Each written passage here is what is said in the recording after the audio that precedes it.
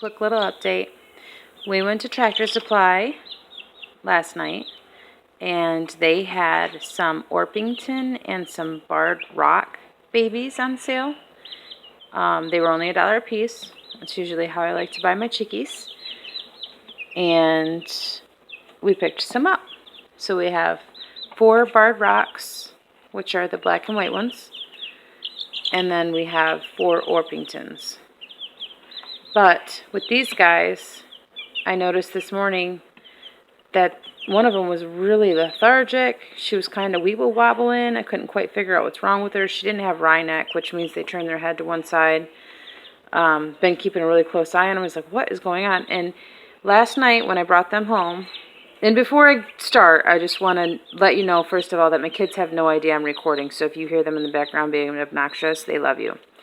And second of all, I know a clear plastic tote is not the best thing to have your chickens in. It's best to use one of those metal barrels that they use for like watering horses and stuff. But obviously in our case, I'd rather spend $20 on a plastic tote and reap the consequences. When I brought them home last night, the first thing you want to do is you want to introduce them to their waterer. Now our waterer, the reason that I like the metal ones so much, is because a mason jar fits on top of them. And this is metal, so I can actually clean it with a metal wire brush, and I don't have to worry about my birds getting any chemicals, because, right, they're getting enough chemicals from the plastic tote. Regardless, please don't judge my setup. Everybody has their own way of how to do things, and this is how I do mine. So when you bring your babies home, you want to make sure you introduce them to their water, and the first thing that you want to do is you just grab a hold of them like this, and you're just going to grab you're not hurting them, and you're just going to stick her head right in that water so she knows there's water in there. I freaked her out a little bit, so she's going to run away from you. But for some reason, these babies aren't grasping the concept that you're supposed to stick your head up when you drink. So I'm kind of training them a little bit with my little dropper. And I have honestly been watering them all morning. But I just want to introduce this little, in case any of you didn't know. You just put a little dropper of water, and if they're thirsty, they'll reach up and grab it. But eventually what we're going to do is going to work our way over towards the water, and then I'm going to drop some water right in my water so they can see. Sorry, it's hard to do this, and I think most of them already had enough to drink. But they were very, very thirsty. All of them came running. See this girl? She's like, okay, how does this thing work?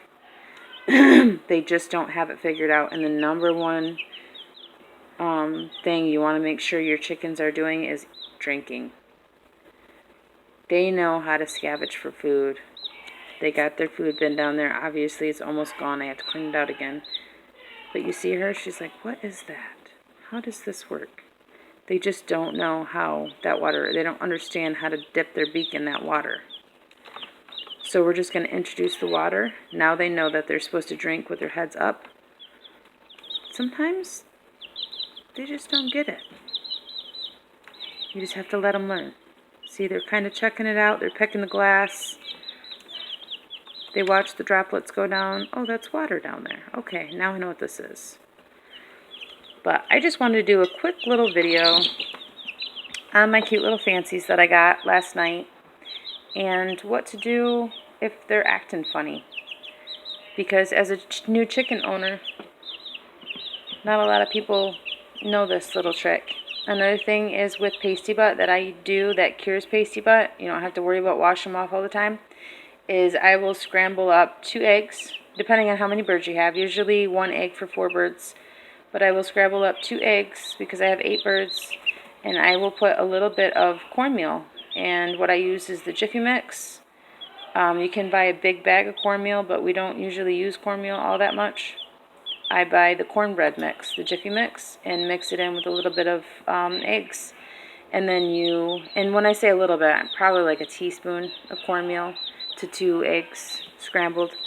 And they love it, for 1. And for 2, it gets rid of that pasty butt, so you don't have to worry about washing up any chickens or any of them dying on you.